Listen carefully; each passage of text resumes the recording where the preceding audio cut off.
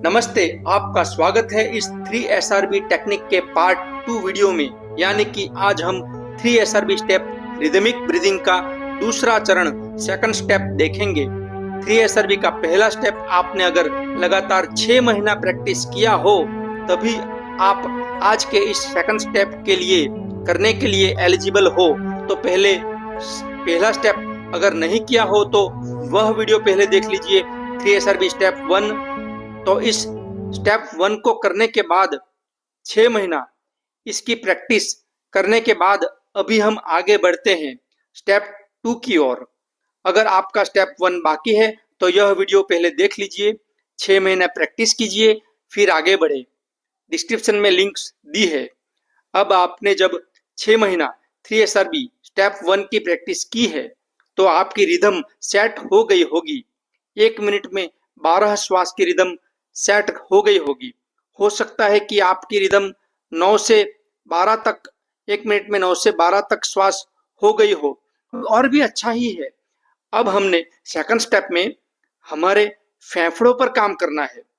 यानी कि first step में हमने टेक्निक सीखी। अब सेकंड स्टेप में फेफड़ों में हवा के वॉल्यूम पर काम करना है। श्वसन क्रिया में जरूरी है हमारे फेफड़े यानी लंग्स।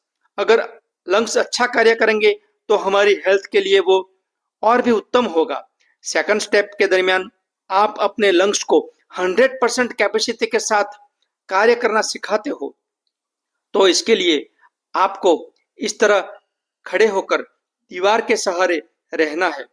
दीवार पे इस तरह दोनों हाथ ऊपर खोलकर टच करना होगा। इससे क्या होगा, आपके फेफड़े लंग्स पूरे खुलेंगे और अपर लोब्स एंड लोअर लोब्स दोनों में ही हवा पूरी भरेगी। श्वास भरते समय हाथ दीवार में ऊपर की ओर जाएंगे, श्वास छोड़ते समय हाथ नीचे आएंगे। यूं आपको करना है। देखिए, ध्यान से देखिए। 1 2 3 इनहेल एंड 5 6 एक्सहेल। इस तरह आप सेकंड स्टेप कीजिएगा। यहाँ पे रोज केवल 5 मिनट भी प्रैक्टिस करोगे तो भी चलेगा, क्योंकि आपकी 3SRB step 1 12 breath per minute fix हो गई है। अब यहाँ आप अपने लंग्स को पूरा खुलने की प्रैक्टिस करवाते हो, ताकि अगर आप कोई भी बॉडी पोस्चर में बैठे हो, कोई भी बॉडी पोजीशन में बैठे हो या खड़े हो या कुछ भी कर रहे हो, आपके लंग्स को प्रैक्टिस होने के कारण पता रहेगा कि मुझे पूरा फैलकर खुलकर श्वास भरनी है। यह हो जाएगा।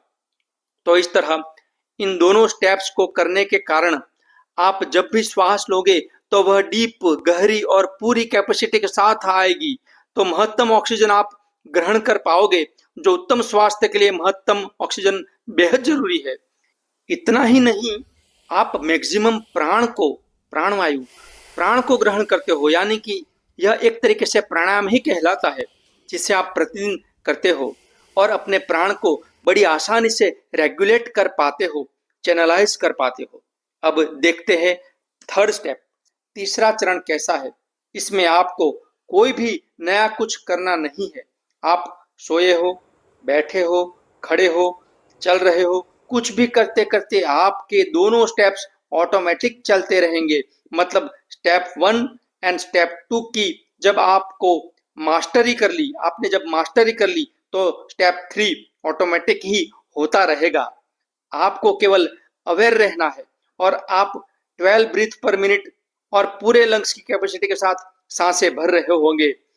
यही थर्ड स्टेप है। और अब आप ऑटो 3SRB कर रहे होंगे। और अब यह स्टेज आपको ध्यान में, मेडिटेशन में काम आएगा। अब आप गहरा ध्यान लगा पाओगे और ध्यान के दरमियान आपके ब्रीथ की फ्रीक्वेंसी और भी कम हो जाएगी। 1 मिनट में 3 से 4 सांसें ही हो सकती है, लेकिन हमारी रिदम वही रहेगी, लय वही रहेगी और आप प्रगति के पंथ पर आगे बढ़ पाओगे।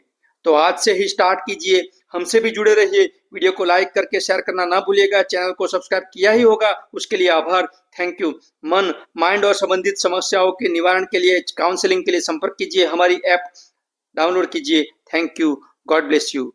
Thank you. God bless you.